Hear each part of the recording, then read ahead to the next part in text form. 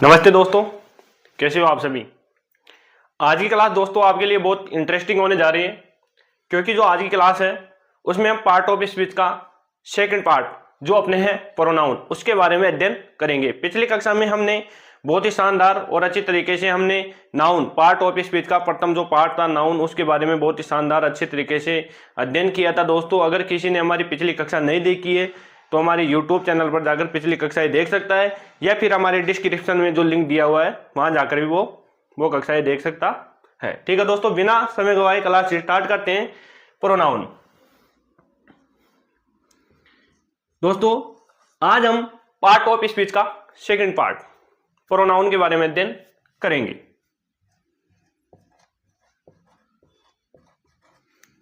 जिसे हम सर्वनाम बोलते हैं।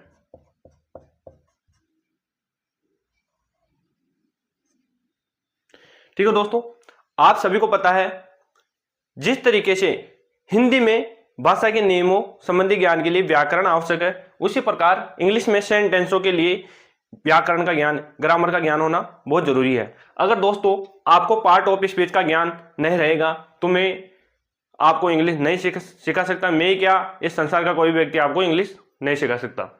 इसलिए दोस्तों आपको पार्ट ऑफ स्पीच का पूरा ज्ञान रहना जरूरी है। सबसे पहले हम इसकी परिभाषा देखते हैं दोस्तों, डेफिनेशन देखते हैं। दोस्तों बहुत ही साधारण, सरल और आसान भाषा में आज हम इंग्लिश में प्रोनाउन संबंधी जो भी आपके डाउट है, तनाव है, उसको दूर करेंगे और बहुत ही जबरदस्त तरीके से अध्ययन करेंगे। ठीक है दोस्तों, संज्ञा के स्थान पर प्रयुक्त होने वाले शब्दों को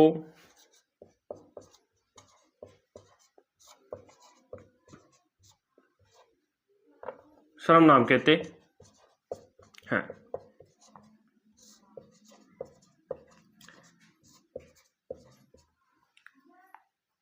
संज्ञा के स्थान पर प्रयुक्त होने वाले शब्दों को क्या कहते हैं? सर्वनाम कहते हैं। ठीक है दोस्तों, संज्ञा के स्थान पर, संज्ञा के बारे में हमने अध्ययन कर लिया था कि संज्ञा होती क्या है। अगर किसी ने हमारी पिछली कक्षा नहीं देखी है तो हमारी पिछली जो YouTube चैनल है उसमें जाकर हमारी पिछली कक्षाएं देख सकता है। ठीक है, ये तो हो गई आपके हिंदी में इसकी परिभाषा कि सर्वनाम किसे कहते हैं। संज्ञा के स्थान पर प्रयुक्त होने वाले शब्दों को ही क्या बोलते हैं? सर्वनाम बोलते हैं। अब हम इंग्लिश में इसकी डेफिनेशन देखते हैं दोस्तों।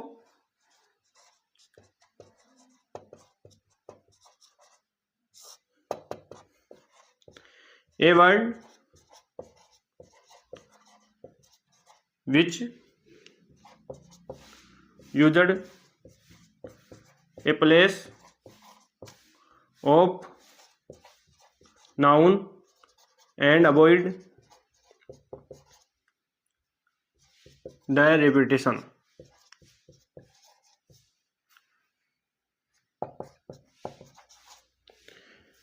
A word which used a place of noun, वह शब्द जो संज्ञा के स्थान पर प्रयुक्त होते हैं, एंड अवॉइड देयर रिपीटेशन, और अपनी पुनरावृत्ति को दोहराते नहीं है, उसे ही हम बोलते हैं सर्वनाम। The repetition, avoid the repetition is called pronoun. उसे हम क्या बोलते हैं दोस्तों? प्रोनाउन बोलते हैं। दोस्तों आपको पता है किसी भी चैप्टर को स्टार्ट करने से पहले उस चैप्टर के बारे में बेसिक नॉलेज होना बहुत जरूरी है, क्योंकि हर तरीके का बच्चा YouTube चैनल पर आता है और हर तरीके के बच्चे का YouTube चैनल पर स्वागत है, चाहे वो छोटा हो चाहे बड़ा हो, हमारे लिए सभी समान है अनुच्छेद 14 के तहत। ठीक है दोस्तों, परिभाषा, संज्ञा के स्थान पर प्रयुक्त होने वाले शब्दों को सर्वनाम कहते हैं। संज्ञा क्या है? संज्ञा के बारे में मैंने आपको विस्तार से पिछली कक्षा में अध्ययन करवाया था। अगर किसी ने हमारी पिछली कक्षा नहीं देखी है तो हमारी YouTube चैनल के डिस्क्रिप्शन बॉक्स में जाकर पिछली कक्षा देख सकता है। इंग्लिश में डेफिनेशन देखिए, ये word which used a place of noun and avoid the repetition is called pronoun. संज्ञा के स्थान पर प्रयुक्त होने वाले शब्दों को हम बोलते हैं सर्वनाम। दोस्तों कुल मिला के बात यह है, सर्वनाम हमारा जो शब्द होता है, सेंटेंस होता है, हमारा जो सेंटेंस होता है, वाक्य होता है, उसको बहुत ही शानदार तरीके से प्रदर्शित करता है और उस पर चार चांद लगा देता है। क्या लगा देता है? चार चांद लगा देता है। दोस्तों कैसे लगाता है देखिए, एक उदाहरण लेता हूं, आप इसका स्क्रीनशॉट लीजिए। एक उदाहरण के तहत मैं आपको समझाता हूं कि कैसे प्रोनाउन सेंटेंस में चार चांद लगा देता है। क्या लगा देता है? चार चांद लगा देता है दोस्तों। इसलिए इंग्लिश ग्रामर में, हिंदी व्याकरण में सर्वनाम शब्दों का प्रयोग किया जाता है दोस्तों। फॉर एग्जाम्पल देखिए दोस्तों,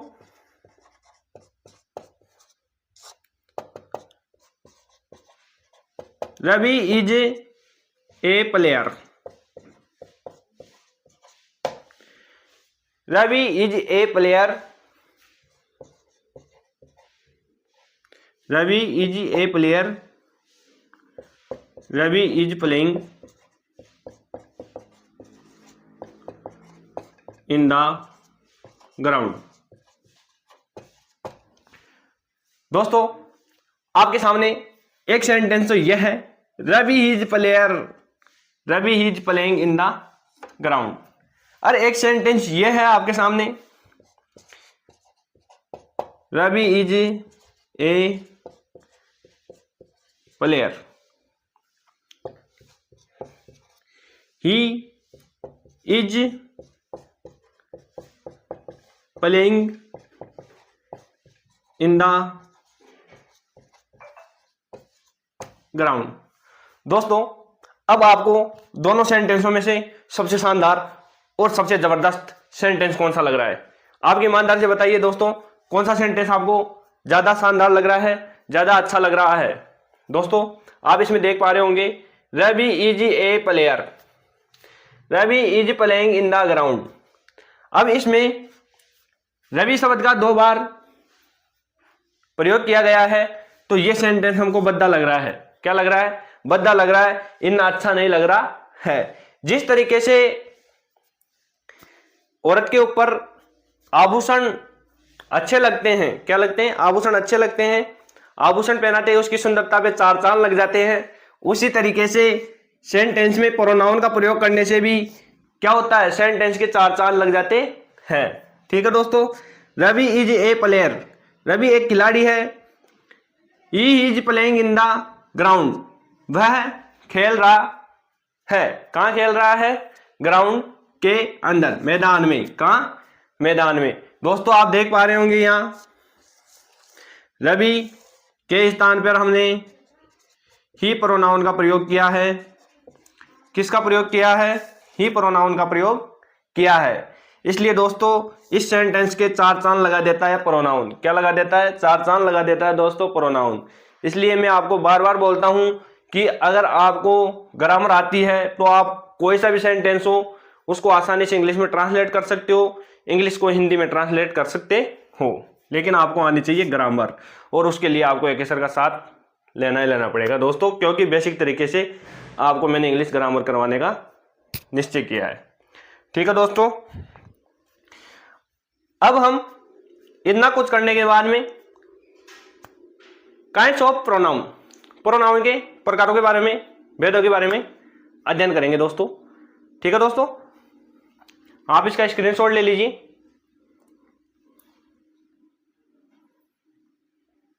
ठीक है दोस्तों, अब हम काइंड्स ऑफ प्रोनाउन,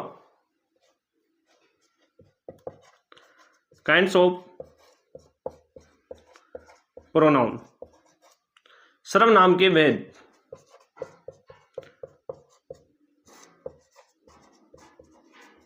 दोस्तों आपको बहुत ही विस्तृत तरीके से मैं आपको समझाने जा रहा हूं, ताकि आपका कोई भी क्वेश्चन एग्जाम में छूटे नहीं। अंग्रेजी में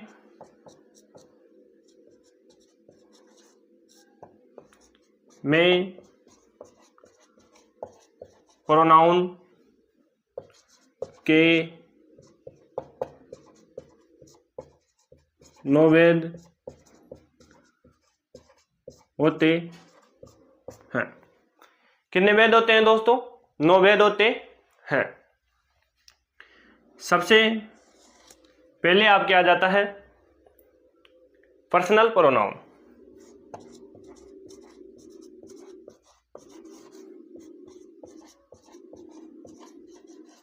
जिसे हम पुरुषवाचक सर्वनाम बोलते हैं।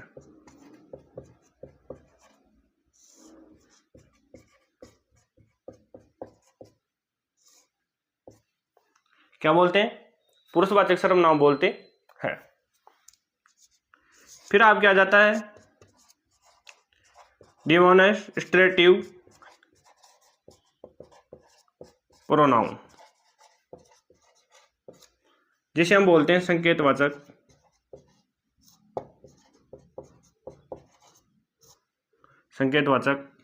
सर्वनाम।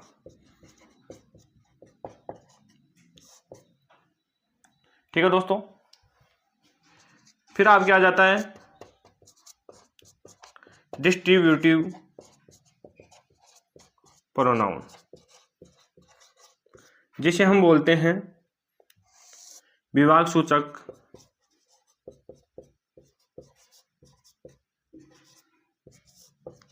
सर्वनाम। फिर आपके आ जाता है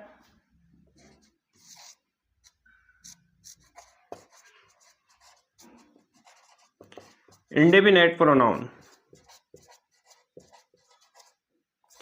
जिसे हम बोलते हैं अनिश्चयवाचक सर्वनाम।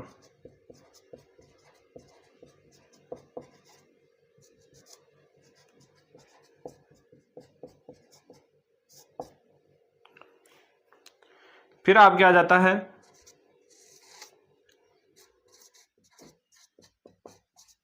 रेसिप्रोकल प्रोनाउन,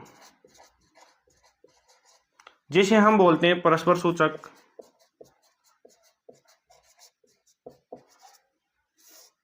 सर्वनाम।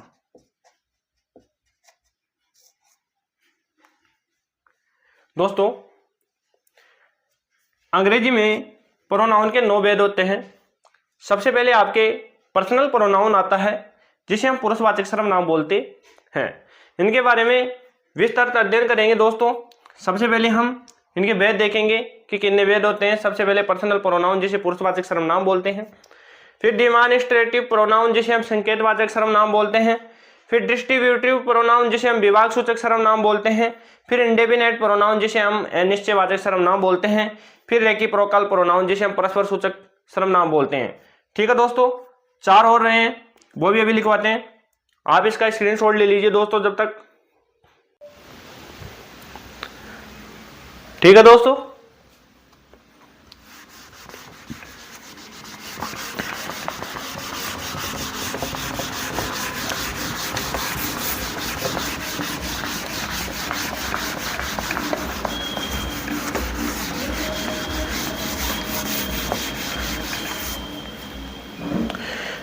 फिर 6 नंबर पे है आपके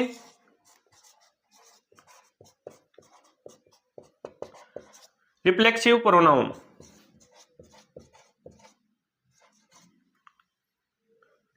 जिसे हम निजवाचक सर्वनाम बोलते हैं।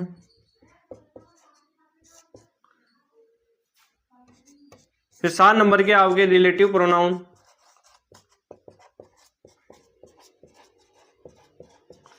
जिसे हम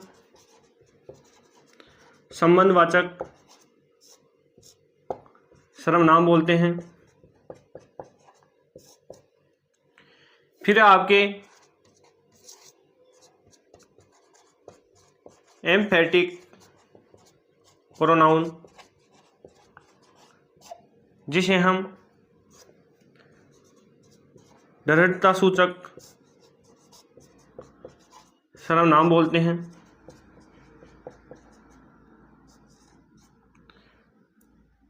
ठीक है दोस्तों, रिफ्लेक्सिव प्रोनाउन निजवाचक सर्वनाम, रिलेटिव प्रोनाउन संबंधवाचक सर्वनाम, एम्फेटिक प्रोनाउन दृढ़ता सूचक सर्वनाम। एक है आपकी 9 नंबर पे इंट्रोगेटिव प्रोनाउन, इंट्रोगेटिव प्रोनाउन, जिसे हम बोलते हैं पर्सनवाचक सर्वनाम। पर्सनवाचक सर्वनाम। रिफ्लेक्सिव प्रोनाउन निजवाचक सर्वनाम, रिलेटिव प्रोनाउन संबंधवाचक सर्वनाम, एम्फेटिक प्रोनाउन दृढ़तासूचक सर्वनाम, इंट्रोगेटिव प्रोनाउन पर्सनवाचक सर्वनाम। ठीक है दोस्तों, अभी तक हमने प्रोनाउन किसे कहते हैं, प्रोनाउन का प्रयोग किस प्रकार से किया जाता है और प्रोनाउन के भेदों के बारे में अध्ययन किया है कि प्रोनाउन के भेद कितने होते हैं। तो प्रोनाउन के 9 भेद होते हैं इंग्लिश में। अब हम इनका बारी बारी से एक एक का बहुत ही शानदार और अच्छे तरीके से अध्ययन करेंगे दोस्तों। आप इसका स्क्रीनशॉट ले लीजिए। पर्सनल प्रोनाउन,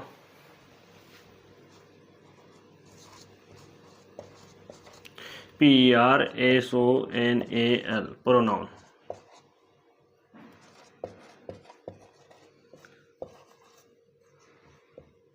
पुरुषवाचक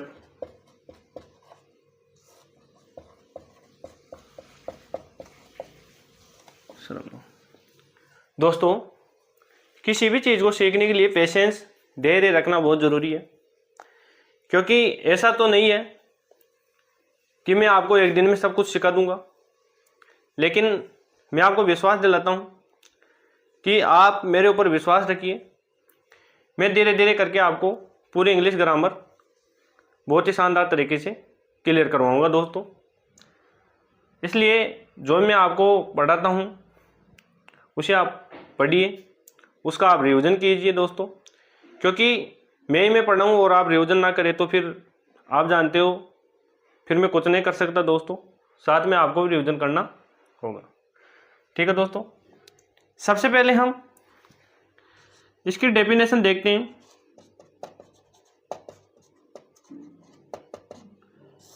किसी व्यक्ति व वस्तु के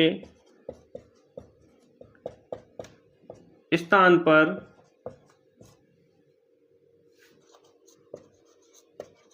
प्रयुक्त नाम कोई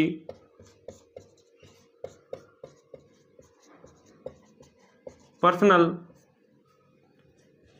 प्रोनाउन कहते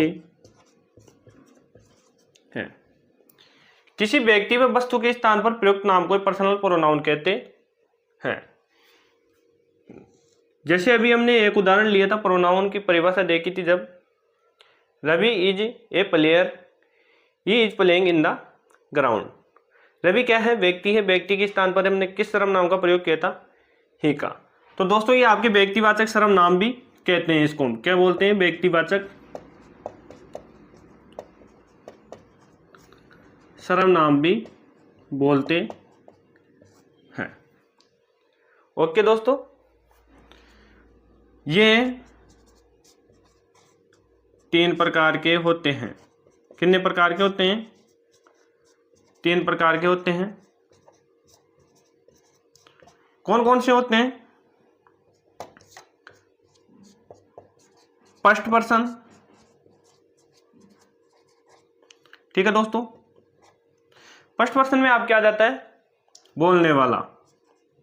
मैं फर्स्ट पर्सन हूं दोस्तों क्योंकि अभी मैं बोल रहा हूं, बोलने वाला। आई, वी, यू नहीं, आई, वी आदि, यह आपके फर्स्ट पर्सन में आ जाएंगे दोस्तों। सेकंड पर्सन में आपके आ जाता है सुनने वाला।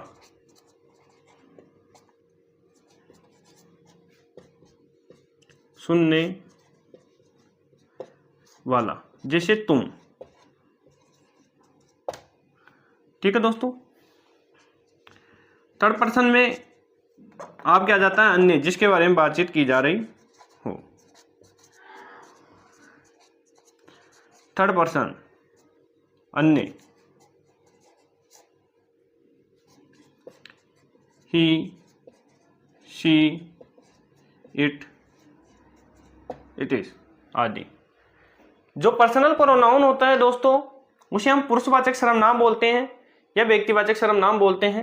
इसकी डेफिनेशन होती है किसी व्यक्ति वस्तु के स्थान पर प्रयुक्त नाम को ही पर्सनल प्रोनाउन कहते हैं। ये 3 प्रकार के होते हैं। कितने प्रकार के होते हैं दोस्तों? 3 प्रकार के होते हैं। सबसे पहले अपने फर्स्ट पर्सन आता है। फर्स्ट पर्सन जिसे हम वक्ता बोलते हैं दोस्तों। क्या बोलते हैं? वक्ता बोलते हैं, बोलने वाला, आई व वी, मैं और हम। सेकंड पर्सन में सुनने वाला आता है, तुम। थर्ड पर्सन में अन्य जिसके बारे में बातचीत की जाती हो वो प्रयुक्त होता है। ठीक है दोस्तों, आप इसका स्क्रीनशॉट ले लीजिए, फिर हम पर्सनल प्रोनाउंस के बारे में और डिटेल से पढ़ेंगे।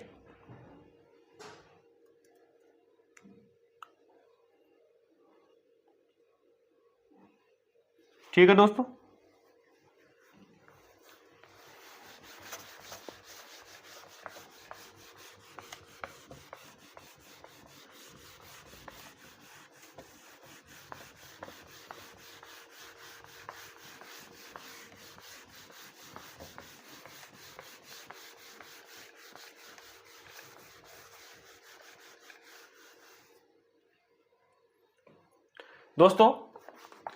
पर्सनल प्रोनाउन का एक चार्ट होता है, वो आपको ध्यान रहना चाहिए।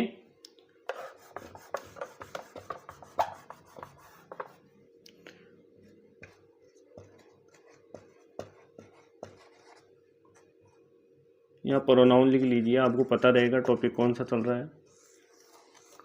Personal pronoun chart and their usage.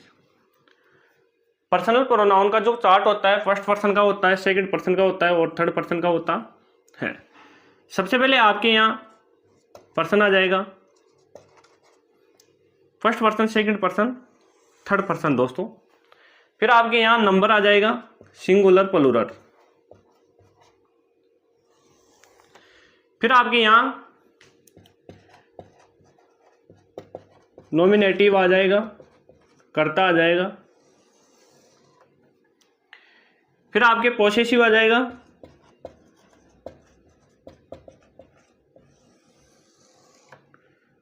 अधिकार प्रकट करने के लिए। फिर आपके ऑब्जेक्टिव आ जाएगा, ऑब्जेक्ट। ठीक है दोस्तों, कर्म कारक।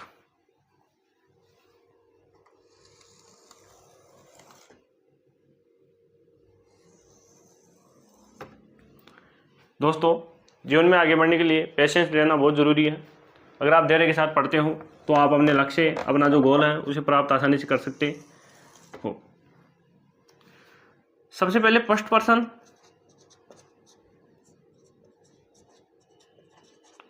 के बारे में अध्ययन करेंगे। ये जो फर्स्ट पर्सन है, इसमें जो वचन है ये कर्ता है, अधिकार प्रकट करने के लिए, अधिकार हेतु, और ये आपके कर्म कारक हैं। कर्ता ने कर्म को शब्द लगा हुआ मिलता है। ठीक है दोस्तों, singular,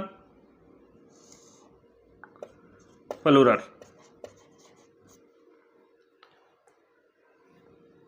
singular, plural. I, my, me. मैं या मैंने, मैंने,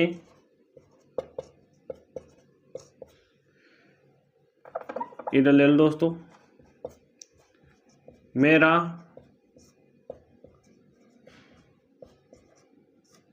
हमने, या माइन भी आ जाता है। मुझे,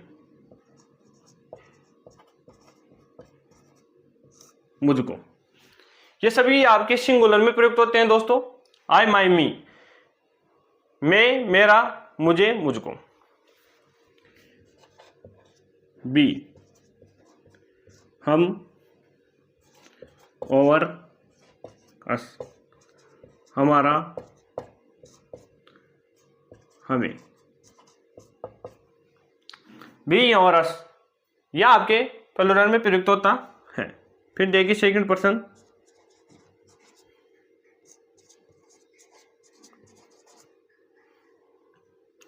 ये जो सेकंड पर्सन है दोस्तों, इसमें भी सिंगुलर और प्लूरल।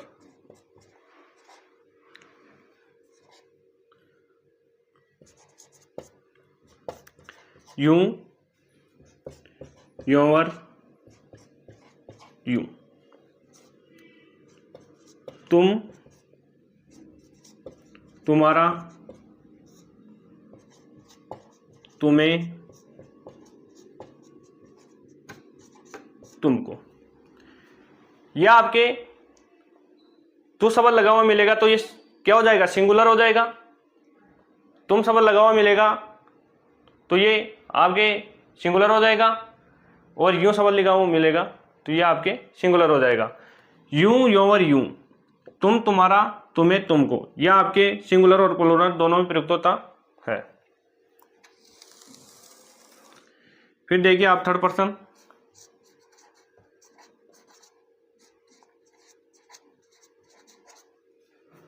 प्रथम पुरुष, ठीक है दोस्तों, समझ रहे हो ना आप। सेकंड पुरुष, तृतीय पुरुष, ठीक है दोस्तों। Singular, plural.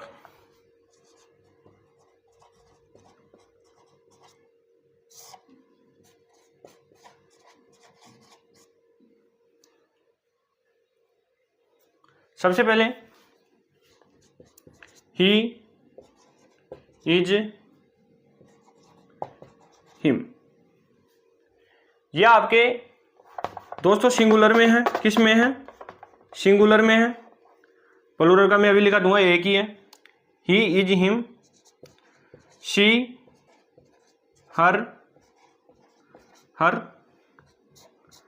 It, its, it.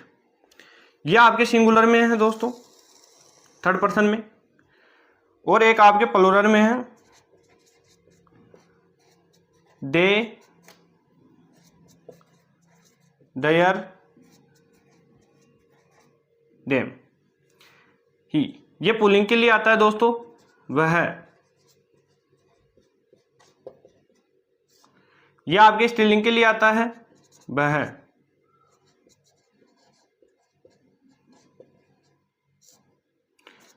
यह, ही, हिज, हिम, उसका, उसको।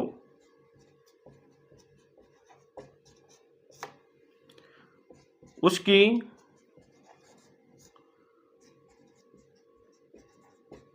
उसको। इसकी, इसको। दे यानी वे, उनका,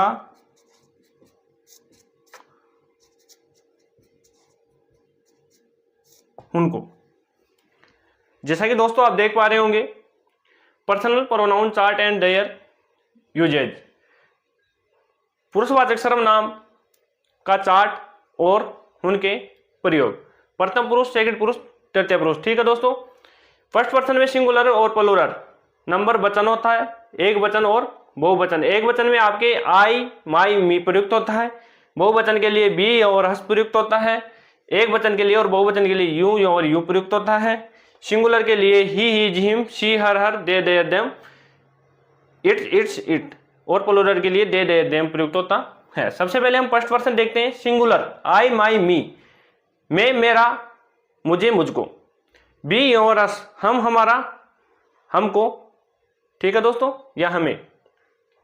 सिंगुलर प्लूरल, यू और यू, तुम, तुम्हारा, तुम्हें, तुमको। ही, हिज, हिम, ही यानी वह, ही यह आपके पुल्लिंग के लिए प्रयुक्त होता है, पुल्लिंग यानी पुरुष के लिए, पुरुषता का जो बोध कराता है उसके साथ ही लगता है। हिज उसका, हिम यानी उसको, शी वह स्त्रीलिंग के लिए, हर उसकी, क्योंकि स्त्रीलिंग के लिए उसकी प्रयुक्त होता है, फिर उसको, इट यानी यह, इट्स इसकी, इट इसको, दे वह, देर उनका, देम उनको। ठीक है दोस्तों, आप इसका स्क्रीनशॉट ले लीजिए। ठीक है दोस्तों, अब हम डिमॉन्स्ट्रेटिव प्रोनाउन संकेतवाचक सर्वनाम के बारे में अध्ययन करेंगे। DEMONSTRATIVE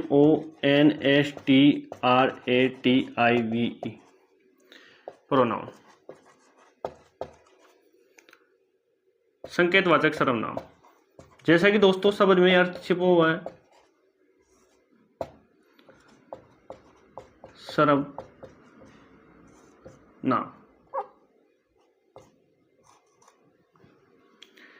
डिमॉन्स्ट्रेटिव प्रोनाउन संकेतवाचक सर्वनाम, इसकी परिभाषा देखिए। इसका प्रयोग किसी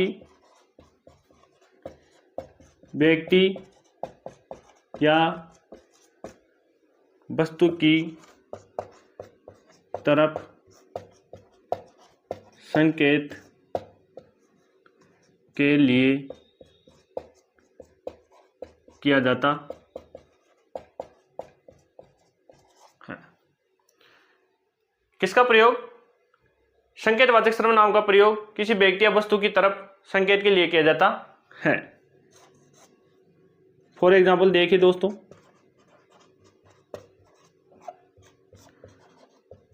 दिस, डेट, दीज, दोज। ये जो दोस्तों दिस है और डेट है, यह आपके सिंगुलर के लिए प्रयुक्त होता है, और दिज और दोज आपके प्लूरल के लिए प्रयुक्त होता है। देखिए, this is my car, that is a लोयन,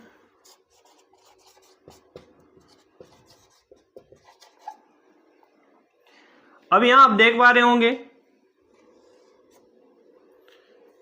this is my car, ये मेरी गाड़ी है।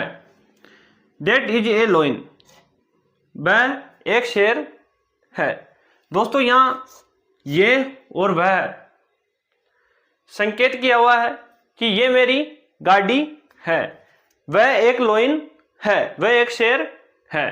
तो दोस्तों आपको कभी भी सेंटेंस में दिस, डेट, दिस, दोज आदि शब्द दिखे, साथ में ये मालूम हो कि ये संकेत कर रहे हैं, किसी वस्तु की ओर संकेत कर रहे हैं, किसी व्यक्ति की ओर संकेत कर रहे हैं, तो वहां आपके डिमॉन्स्ट्रेटिव प्रोनाउन का प्रयोग होता है।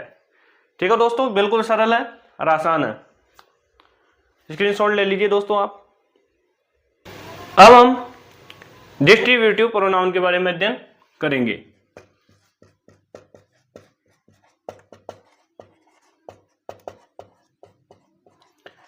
डिस्ट्रीब्यूटिव प्रोनाउन, जिसे हम बोलते हैं विभाग सूचक प्रोनाउन, सर्वनाम। दोस्तों सबसे पहले इसकी परिभाषा देखिए।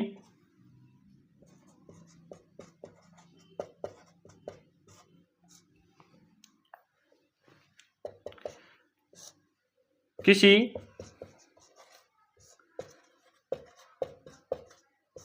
व्यक्ति या वस्तु में से दोनों में से एक के लिए या प्रत्येक के लिए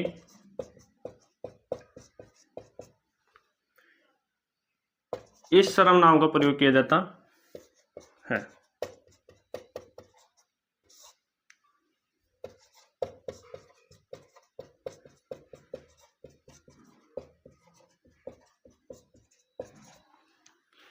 किसी व्यक्ति या वस्तु में से दोनों में से एक के लिए, प्रत्येक के लिए इस सर्वनाम का प्रयोग किया जाता है। कैसे देखिए दोस्तों, एग्जाम्पल लीजिए।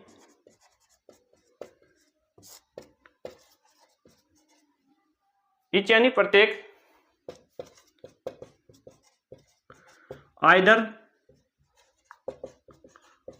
नाइदर, या तो या, नहीं तो नहीं। ठीक है दोस्तों, अब एक एग्जाम्पल के थ्रू आप इसे समझिए। Either of you can play here. Either of you can play here. आप देख पा रहे होंगे इसमें कि सेंटेंस बोल रहा है कि आप दोनों में से कोई भी यहां खेल सकता है। Either of you can play here, आप दोनों में से कोई भी यहां खेल सकता है। Either of you can play here, आप दोनों में से कोई भी यहां खेल सकता है। तो दोस्तों, विभाग सूचक जो आपके डिस्ट्रीब्यूटिव प्रोनाउन है, उसमें दोनों में से कोई एक या प्रत्येक के लिए जहां भी आपको सेंटेंस दिखे, ऐसा सेंटेंस मिले, वहां आपके डिस्ट्रीब्यूटिव प्रोनाउन होता है। ठीक है दोस्तों, आप इसका स्क्रीनशॉट ले लीजिए। अब हम इंडेफिनेट प्रोनाउन, INDEFINITE प्रोनाउन, जिसे हम क्या बोलते हैं, अनिश्चयवाचक सर्वनाम बोलते हैं, उसके बारे में अध्ययन करेंगे। इसकी परिभाषा देखिए दोस्तों। डेफिनेशन से होता यह है कि आपको आसानी से समझ में आ जाता है। इस सर्वनाम का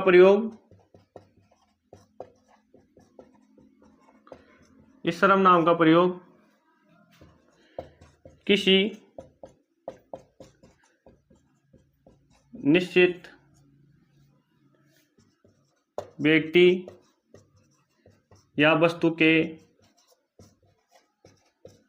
के बारे में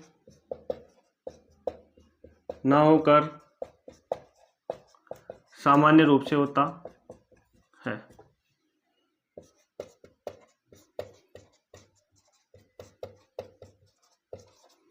दोस्तों, इस सर्वनाम का प्रयोग किसका, अनिश्चित सर्वनाम का प्रयोग किसी निश्चित व्यक्ति या वस्तु के बारे में ना होकर सामान्य रूप से होता है।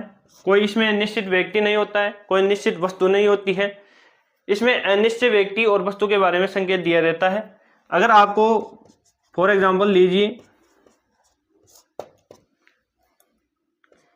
Few, many, non, somebody, nobody, anybody, it is आदि शब्द दिखे, few, many, non, somebody, nobody, anybody आदि शब्द अगर आपको मिलते हैं इंग्लिश सेंटेंस में, तो वहां आपके किस सर्वनाम का प्रयोग किया जाता है, इंडेफिनेट प्रोनाउन का प्रयोग किया जाता है। समबॉडी, प्लीज हेल्प मी, कृपया कोई मेरी मदद करो। अब यहां आप देख पा रहे होंगे कि समबॉडी शब्द आया है, जो कि आपको इंडेफिनेट प्रोनाउन की ओर ले जाता है, इंडेफिनेट प्रोनाउन की ओर संकेत करता है कि कृपया कोई मेरी मदद करो। इसमें किसी व्यक्ति को नहीं कह रहा है, वो किसी विशेष व्यक्ति के बारे में नहीं बोल रहा है, किसी विशेष व्यक्ति को वो ऐसे नहीं बोल रहा है कि आप भी मेरी मदद करो, वो बोल रहा है समबॉडी प्लीज हेल्प मी, कोई मेरी मदद करो, कृपया कोई मेरी मदद करो। अब कोई भी कर सकता है, आप भी तो कर सकते हो, उठ जाओ आप जाकर कराओ मदद उसकी, वो मांग रहा है, मदद मांग रहा है। ठीक है दोस्तों, आप इसका स्क्रीनशॉट ले लीजिए, फिर आगे के जो अपने सर्वनाम बचे हुए हैं उनके बारे में भी अध्ययन करेंगे। ठीक है दोस्तों, अब हम 5 नंबर पर रिफ्लेक्सिव प्रोनाउन, जिसे हम निजवाचक सर्वनाम बोलते हैं, उसके बारे में अध्ययन करेंगे।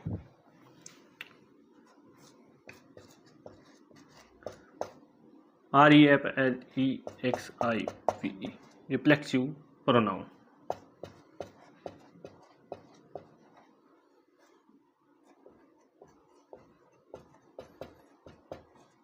निजवाचक सर्वनाम। रिफ्लेक्सिव प्रोनाउन जिसे हम निजवाचक सर्वनाम बोलते हैं। सबसे पहले इसकी परिभाषा देखते हैं।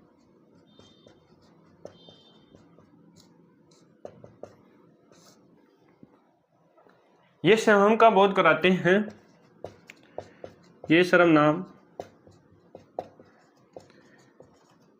स्वयं का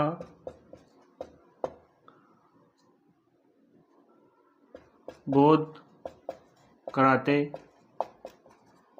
हैं वह सेल्फ व सेल्वेज जोड़कर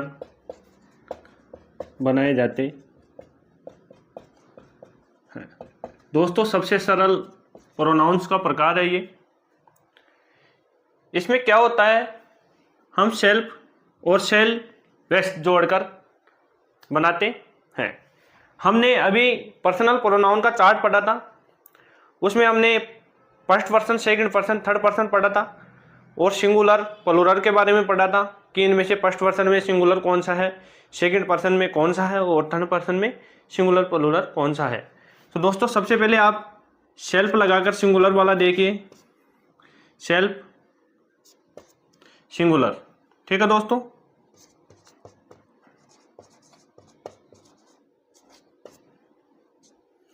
अब इसमें देखिए आई, माई, मी, तो इसमें क्या हो गया, my self.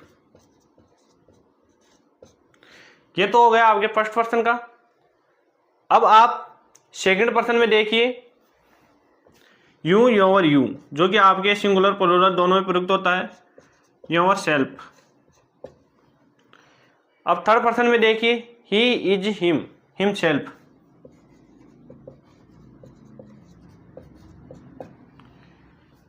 She, her, her self.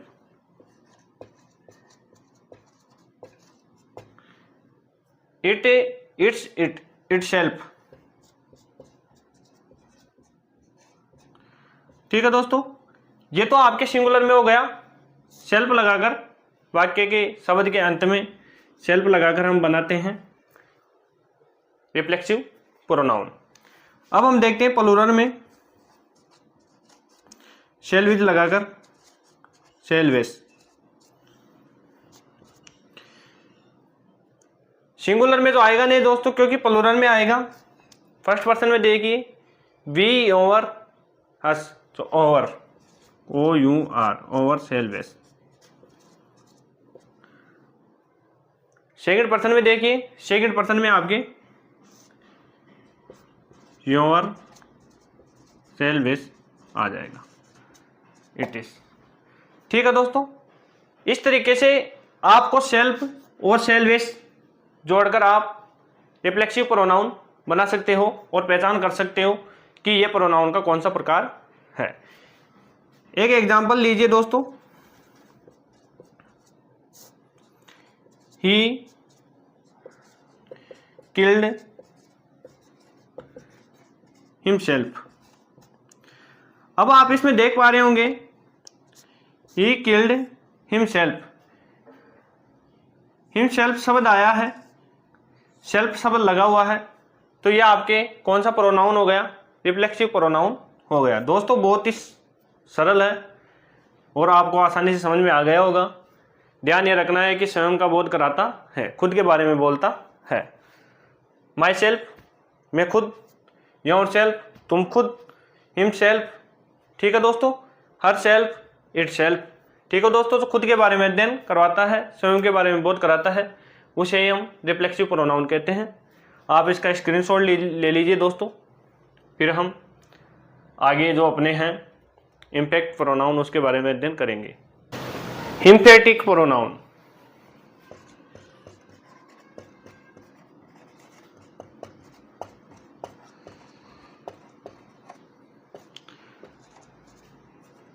दृढ़ता सूचक सर्वनाम। इसकी परिभाषा देखिए दोस्तों, डेफिनेशन देखिए।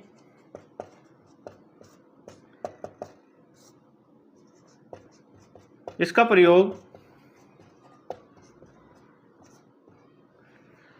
रिफ्लेक्सिव जो प्रोनाउन रहता है दोस्तों, आपके निजवाचक जो सर्वनाम होता है उसके ऊपर जोर डालने के लिए किया जाता है। इसका प्रयोग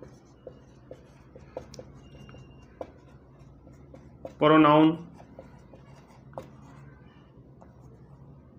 पर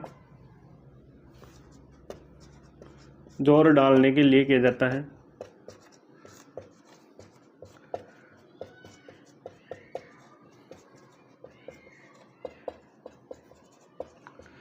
ये सब्जेक्ट के तुरंत बाद आता है।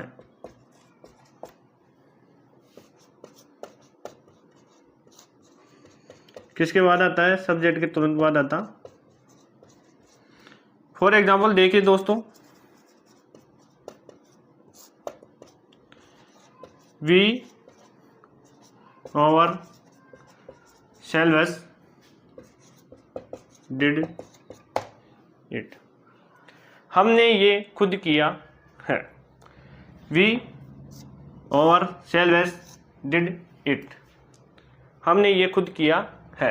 आप यहाँ देख पा रहे होंगे, ये सब्जेक्ट है, इसके तुरंत बाद में रिफ्लेक्सिव जो प्रोनाउन है उसके ऊपर जोर डाला जा रहा है दोस्तों। इसके ऊपर जोर डालने के लिए किसका प्रयोग किया जाता है? इम्पेटिव प्रोनाउन का प्रयोग किया जाता है, दृढ़ता सूचक प्रोनाउन का प्रयोग किया जाता है। ठीक है दोस्तों, आप इसका स्क्रीनशॉट ले लीजिए।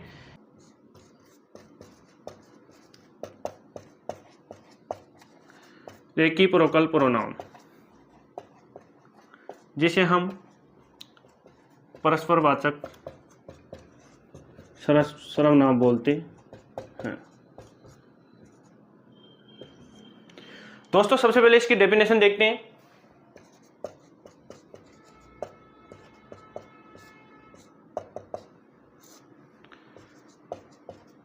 इस सर्वनाम का प्रयोग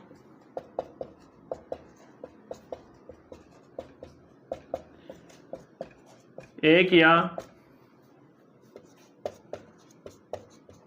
एक से अधिक कर्ता के आपसी कार्य और संबंध हेतु किया जाता है। संबंध प्रकट करने हेतु किया जाता है।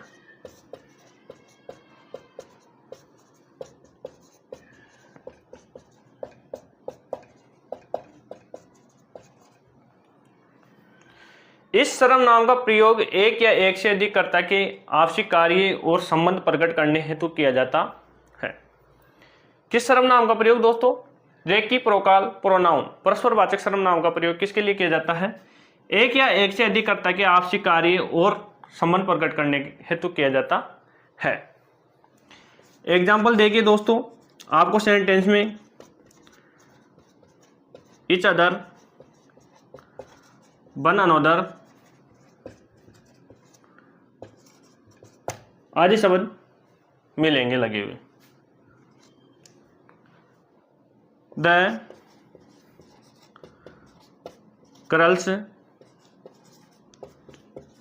Helped one another. इस सर्वनाम का प्रयोग, रेसिप्रोकल सर्वनाम का प्रयोग एक या एक से अधिक कर्ता के आपसी कार्य और संबंध प्रकट करने हेतु किया जाता है। ईच अदर और वन अनदर आपको सेंटेंस में ये शब्द मिलेंगे दोस्तों। The girls helped one another. The girls helped one another. लड़कियों ने एक दूसरे की मदद की। लड़कियों ने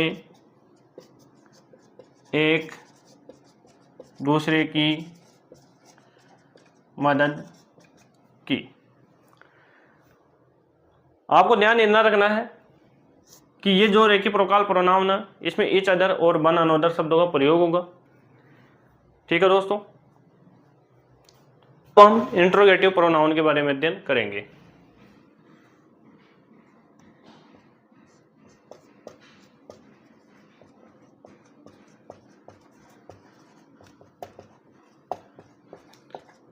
इंट्रोगेटिव प्रोनाउन, प्रश्नवाचक सर्वनाम।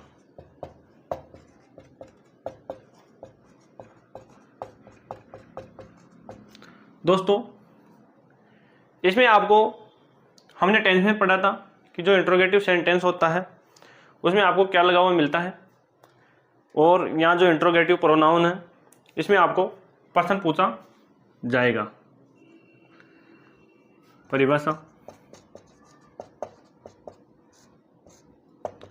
वाक्य के प्रारंभ में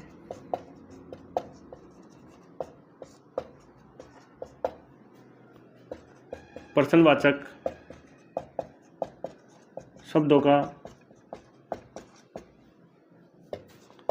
प्रयोग होता है और अंत में प्रश्नवाचक चिन्ह आता है। जैसे फॉर एग्जाम्पल देखिए,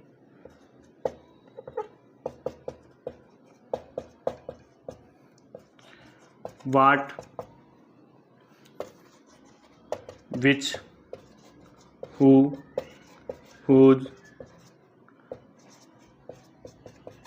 इट इज। ठीक है दोस्तों, वाट, विच, हु, हुज आदि ये सभी आपके क्या है, प्रश्नवाचक शब्द है जो वाक्य के शुरू में लगते हैं, आपके प्रश्नवाचक सेंटेंस में परिवर्तित हो जाते हैं। एग्जाम्पल लिखिए, व्हाट इज दैट। अब आप देख पा रहे होंगे वाक्य के शुरू में वाट WS शब्द लगा हुआ है और फिर आपके अंत में प्रश्नवाचक चिन्ह आया है, व्हाट इज दैट, वह क्या है, व्हाट इज दैट, वह क्या है। यहाँ प्रश्न पूछा गया है दोस्तों, आप इसका स्क्रीनशॉट ले लीजिए, फिर हम जो अपना अंत में बचा है सर्वनाम उसके बारे में अध्ययन करेंगे। ठीक है दोस्तों, अब हम रिलेटिव प्रोनाउन के बारे में अध्ययन करेंगे।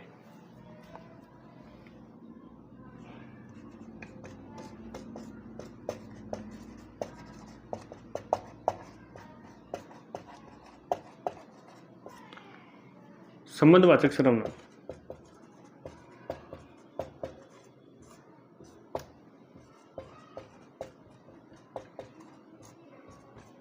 इसकी परिभाषा देखिए दोस्तों,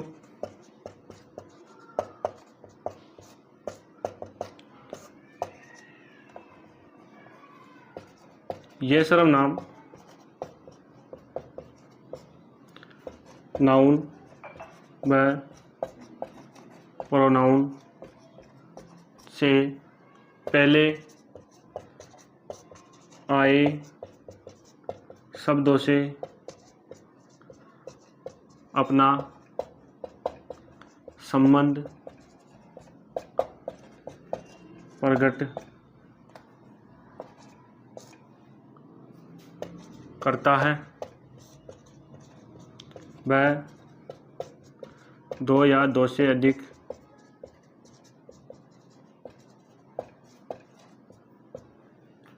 वाक्यों को जोड़ता है।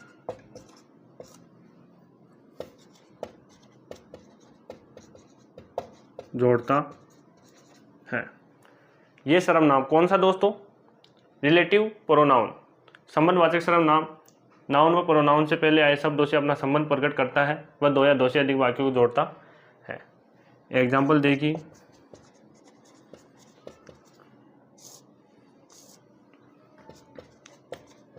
Who, whose, whom, that,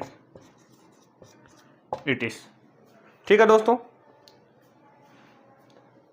who, whose, whom, that आदि ये सभी क्या है, रिलेटिव प्रोनाउन में आ जाते हैं जब एक से अधिक या दो से अधिक वाक्यों को जोड़ते हैं तब, साथ ही नाउन व प्रोनाउन से पहले आए शब्दों से अपना संबंध प्रकट करते हैं तब। ठीक है दोस्तों, एक एग्जाम्पल लेते हैं, I now the boy who broke this glass. I now the boy who broke this glass.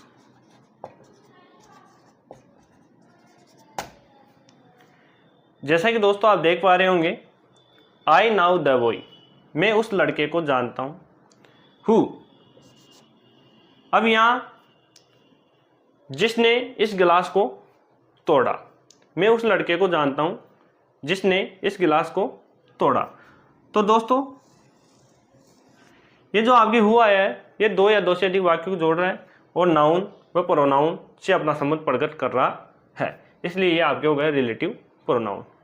ठीक है दोस्तों, आज की क्लास में आपने बहुत ही शानदार और अच्छे तरीके से पार्ट ऑफ स्पीच का सेकंड पार्ट अपने जो था प्रोनाउन उसको बहुत ही शानदार तरीके से क्लियर किया है। दोस्तों आशा करता हूँ कि आपको आज की क्लास बहुत पसंद आई होगी।